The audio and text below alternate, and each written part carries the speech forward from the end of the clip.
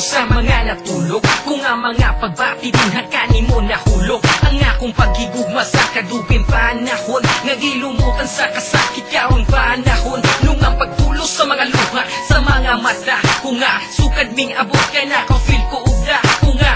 Kalipay sa kinabuhi ko, ikaw maoy rason nga nung nagpakabuhi ko. Niining kalibutan kay gusto kong magkauban, sa kahangturan bisan pa og magkauban. Ang ato ang mga ulo basta pagatiman, an mula nga nara ko per me nga magatiman. Kanimo, kanimo, kanimo.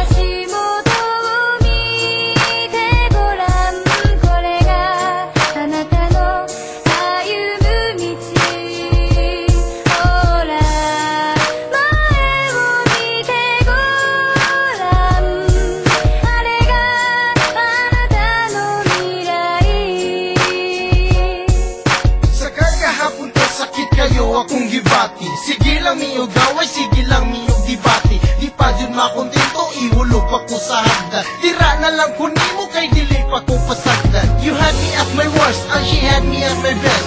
Ikaw akong gipili, murag beauty and the best. Sa mga saad ko, sa imo na buhat na tanan. Maliban sa isa, nga ikaw ang taitanan. Di kaya nga buhaton, basin unyag mapriso. Di ko gusto nga tawon, imo ba na piniriso? Sakto, presko, labas na pagigugma. Lisod to kanon, lumot bala na ang akong hugma.